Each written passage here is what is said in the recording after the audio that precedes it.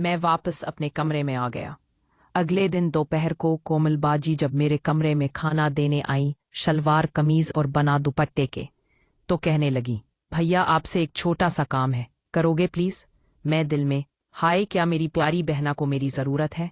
मैं, हाँ बाजी बोलें क्या बात है?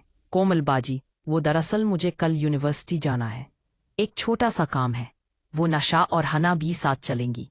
आप प्लीज गाड़ी पर ले जाना और वापस भी लेकर आना, प्लीज, ये प्लीज।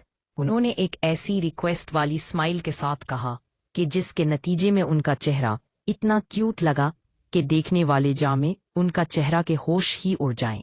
मैंने भी हल्की सी आवाज निकालते हुए कहा, हाँ जरूर, क्यों नहीं बाजी, बस सुबह जगा देना जब जाना हो।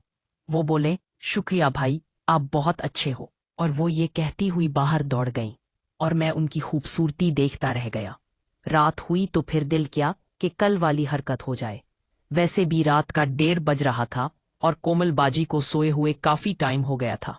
मैं चूंकि रात भर फिल्में देखता था, कहानियां पढ़ता रहता था और औरत को कैसे पिटाया जाए इस पर सर्च करता रहता था, इसलिए मेरी रूटीन थी रात देर तक जागना। खैर, मैं उठा लैपटॉप से और सीधा कोमल बाजी के कमरे में जाने लगा। वो आज फिर उसी स्टाइल में सोई हुई थी। मैं करीब गया, कन्फर्म किया कि वो गहरी नींद में है। इतने में कोमल बाजी थोड़ा हिलने लगी, तो मैंने फौरन हेलो लिया, दुरुस्त किया और बाजी से परे हटकर खुद जल्दी से बेड के नीचे घुस गया। कोमल बाजी इस अचानक के अमल से जागकर बैठ गई। मैं नीचे लेटा सोचने लगा कि अब क्या होगा। क्या बाजी को पता लग गया होगा? नहीं नहीं, अगर ऐसा होता तो बाजी उठकर देखती तो सही। वैसे मैं बाजी के हिलते ही नीचे घुस आया था, इसका मतलब बाजी ने मुझे तो बिल्कुल भी नहीं देखा होगा। खैर, जो भी हुआ, जान बची 100 लाखों पाए। अब दोबारा सोएं तो मैं निकलूं यहां से। मैं नीचे लेटा इंतजार कर रहा था कि कब बाजी फिर से सोती हैं, मगर बाजी शायद डर गई थी। वो उठी और कमरे की लाइट जलाई और अपना बिस्तर झाड़ा, रूम का डोर अंदर से लॉक किया और वॉशरूम में चली गई। मेरे तो जैसे तूते ही उड़ गए। अब मैं क्या करूंगा? बाजी ने दरवाजा तो लॉक कर दिया है। बाजी वॉशरूम में थी, ये अच्छा मौका था यहां से भाग निकलने का। लेकिन मैं अब दरवाजा कैसे खोल सकता था? और अगर लॉक हटाकर जाता तो बाजी को पता चल जाता, जो कि मुझे हरगिज गवारा नहीं था। मैं अब बिल्कुल बेबस सोचों में गुम था। तभी वॉशरूम का दरवाजा खुला और बाजी बेड पर आकर लेट गई। मैं यही सोच रहा था कि आखिर अब मैं यहां से निकलूं तो निकलूं कैसे?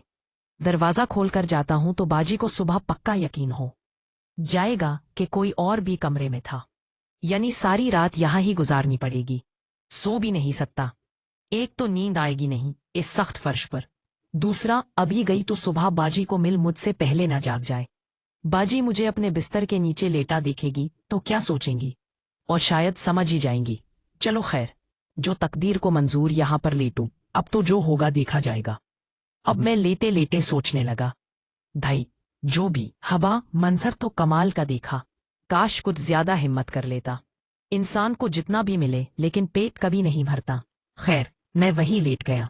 सुबह हुई तो बाजी का अलार्म बजा और मेरी आंख इसी अलार्म की आवाज से खुली।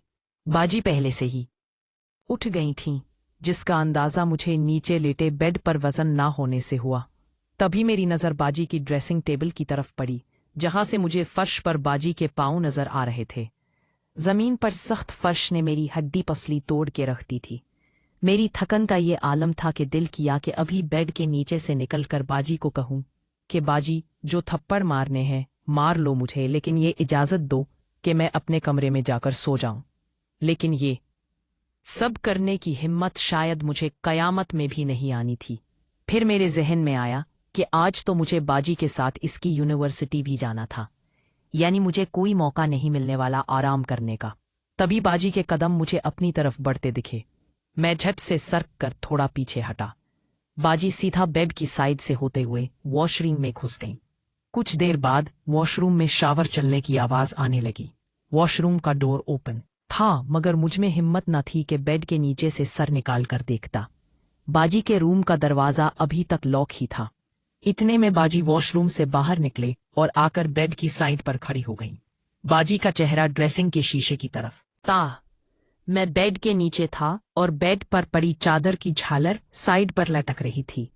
जो बेड और जमीन के खाली फासले को कवर किए हुए थी। मैं भी थोड़ा पीछे को सरक गया ताकि अगर बाजी की नजर भी पड़े तो शक न हो। मुझे इस वक्त नीचे से सिर्फ बाजी के पैर ही नजर आ रहे थे। बाजी की सोच के मुताबिक तो कमरे में बाजी के अलावा और कोई था नहीं, और कमरा भी बाजी ने लॉक किया हुआ था। मेरी मोहब्बत मेरे सामने सरों की हुई थी और मैं उसे देखने से भी महरूम था। मैंने देखा कि बाजी ने अलमारी से कुछ और भी निकाला, शायद कुछ पर्सनल चीजें।